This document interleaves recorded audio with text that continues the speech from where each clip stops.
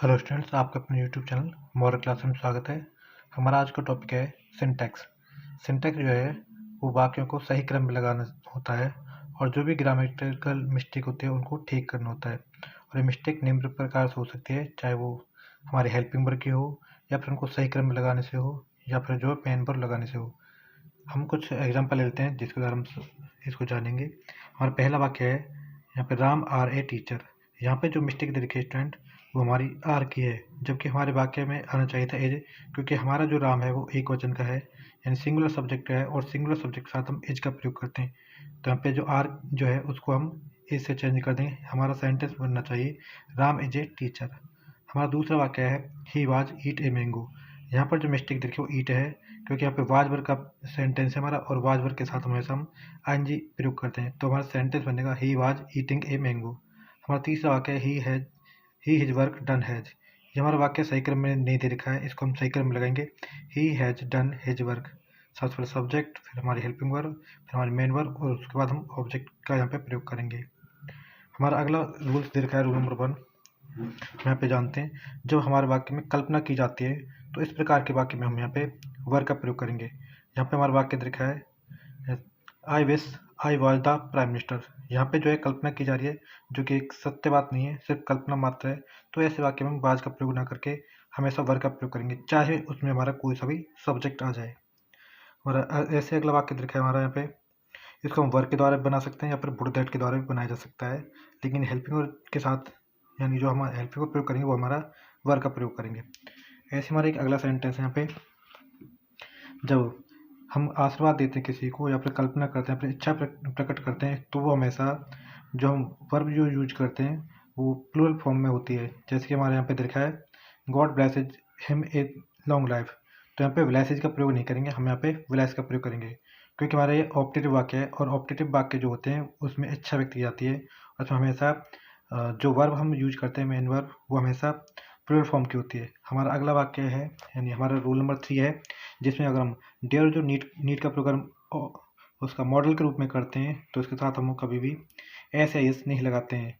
S या S जो लगाते हैं सिर्फ हम प्रेजेंट इंडेफिनिट टेंस में लगाते हैं और इसकी पहचान उस वाक्य में ताहे तेज हो जाती है। जैसे इस वाक्य में देख लेते हैं पे, उसे एक कलम की ज़रूरत होती है। यहाँ पे तावड़ आ गया है तो इसलिए हमारे प्रेजेंट इंडेफिनिट टेंस है, इसको बनाएंगे सब्जेक्ट यानी ही के साथ और उसके साथ हम नीड्स का प्रयोग करेंगे। यहाँ पे जो है हमारे मेन वर्ब के रूप में प्रयोग हुआ है नीड्स, और इसके साथ हम ऑब्जेक्ट लगा देंगे, यानी एस एस यहाँ पे प्रयोग कर दिया इसमें मेन वर्ब के साथ।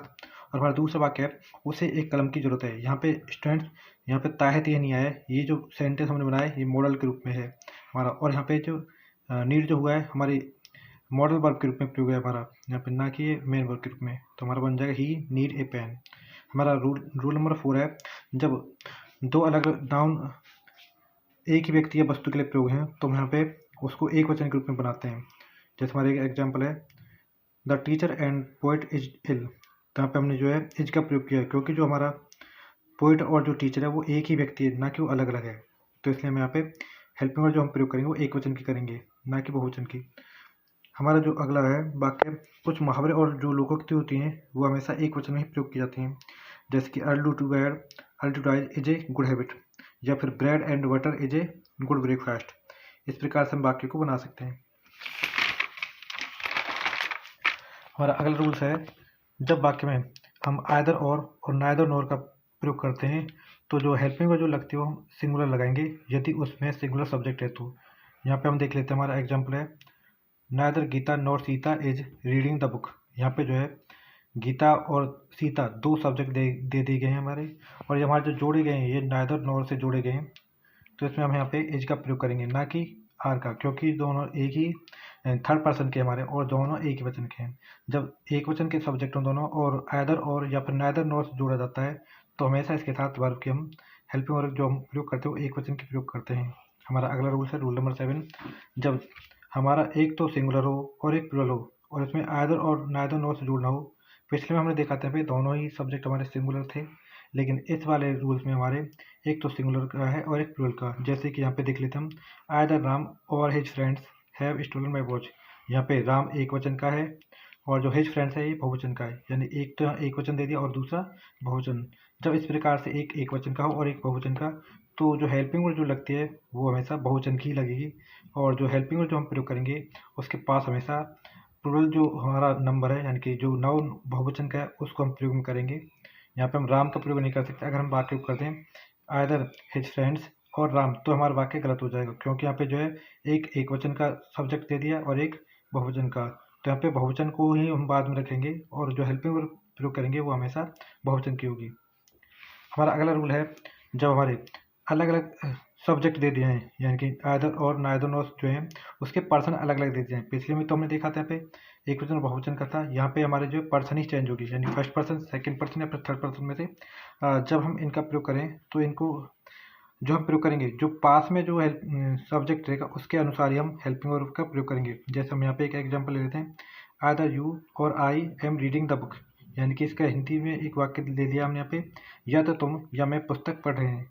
यहाँ पे या के लिए तो हमने लगा दिया आइदर, यहाँ पे तुम के लिए हमने यू लगा दिया, और आई यहाँ पे जो सब्जेक्ट जो दे रखा है पे आई, और यहाँ पे आई पास में पढ़ रहा है, तो इस पास वाले सब्जेक्ट के अनुसार ही हम हेल्पिंग वर्ब यहाँ पे प्रयोग किया है। यहाँ पे हमने आई लग रहा है पास में, तो इसलिए हमने यहाँ पे एम का प्रयोग किया है। यदि यहाँ पे यू होता तो हम यहाँ पे आर का प्रयोग करते, यदि यहाँ पे ही या सी होता तो यहाँ पे एक वचन यानी इज का प्रयोग करते। यानी कि पास वाला जो सब्जेक्ट होता है उसी के साथ ही हम हेल्पिंग वर्ब उसके नियम के अनुसार लगाते हैं। हमारा एक अगला नियम दे रखा है, इसको जो हम लगाते हैं वो हमेशा 2 से 31 का नियम रखता है, यानी कि सबसे पहले सेकंड पर्सन आता है, उसके बाद थर्ड पर्सन, उसके बाद हम फर्स्ट पर्सन लगाते हैं। जैसे हमने यहाँ पे एक एग्जांपल ले लिया है, मैं तुम और वह पढ़ रहे हैं।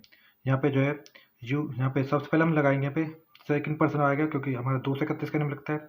तो सबसे पहले हम यहाँ पे सेकंड पर्सन जो कि तुम दे रखा है यहाँ पे इसको लगाएंगे, और उसके बाद थर्ड पर्सन लगाएंगे। थर्ड पर्सन यहाँ पे वह दे रखा है तो यहाँ पे ही, और लास्ट में हम एक वचन यानी कि फर्स्ट पर्सन का प्रयोग करते हैं, यहाँ पे आई आ जाएगा। तो इस प्रकार से हमारा वाक्य बने यू ही एंड आई। और हम जानते हैं जो हम हेल्पिंग वर्ब जो प्रयोग करते हैं वो अपने पास वाले सब्जेक्ट के अनुसार लगाते हैं। यहाँ पे हमारे पास वाला सब्जेक्ट हमारा आई है, तो इसलिए हम यहाँ पे आई के अनुसार हम यहाँ पे एम का प्रयोग करेंगे। तो हमारा वाक्य बनेगा you he and I am reading. Thanks for listening watching.